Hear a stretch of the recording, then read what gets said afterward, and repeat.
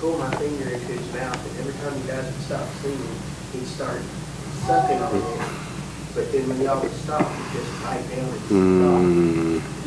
You'd just listen. This morning I'm going to be speaking a little bit out of Habakkuk chapter 3, verse 2. O Lord, I have heard your speech and was afraid. O Lord, revive your work in the midst of years. In the midst of the years, make it known. In wrath, remember mercy.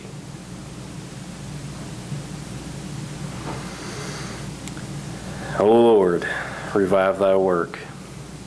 It should be the cry of every heart in the church. Amen. This country needs to see a real move of God. Amen. It's getting dark and darker every day. I fear that we've turned away so far in this country that it's irreversible. God's just going to come, and it's the way it's going to be.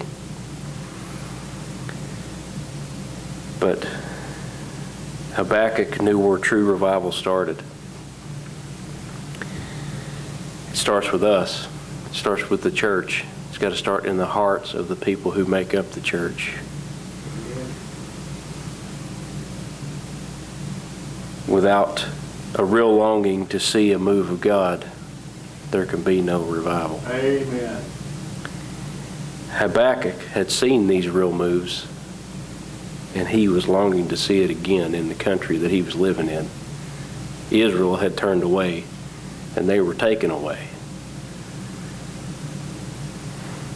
In order to see a sweeping revival, that's not just a revival here at the church. That is to see a revival that takes place outside these doors in this country. Amen. It has to start with us. Yes. We can't be like a sparkler, quickly extinguished. It has to be more like a forest fire. Amen. Where the cinder keeps burning the next flammable thing that it comes in contact with.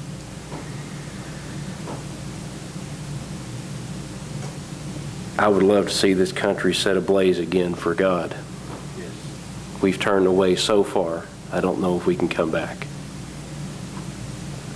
But to see the sweeping change that we need to see in order to see that revival come, it has to start right here. Amen. It has to start in the hearts of the believers. Amen. We need to get back to a place where we're weeping for the souls lost. Yes. For the Christians that have gone by the wayside. Psalms 126:6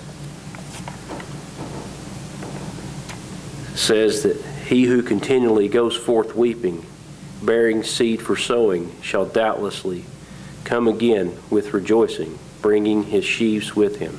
Hallelujah.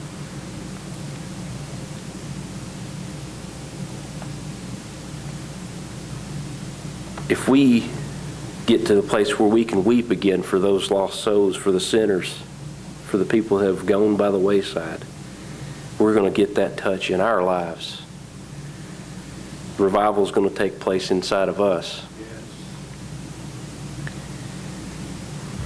Jeremiah 9:1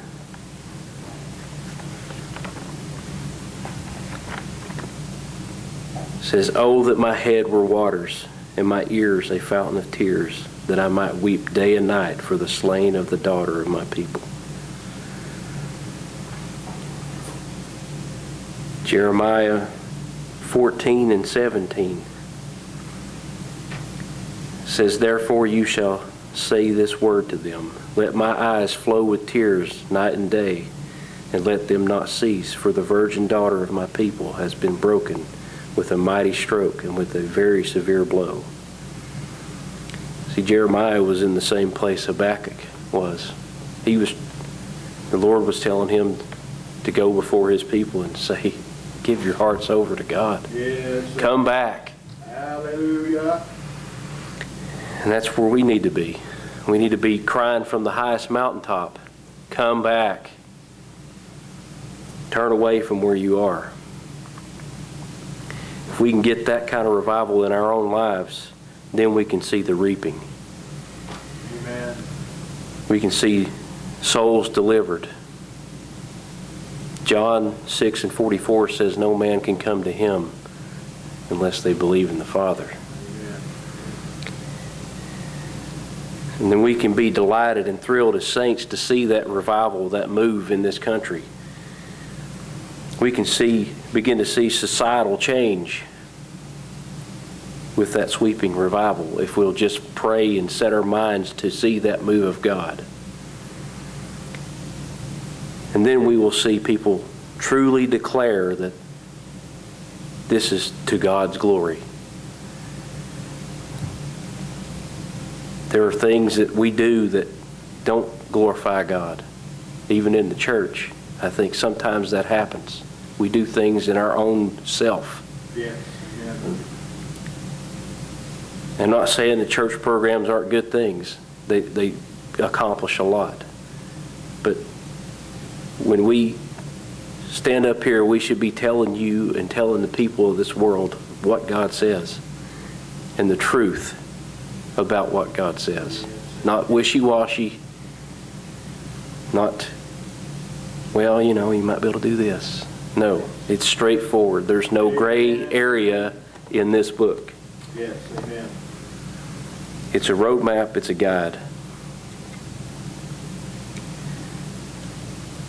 But we won't see that revival unless we set our face before God, get on our knees, and weep before Him about the things that we need to see in our own lives take place.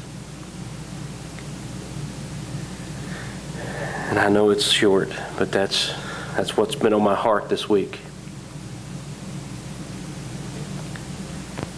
Brother John.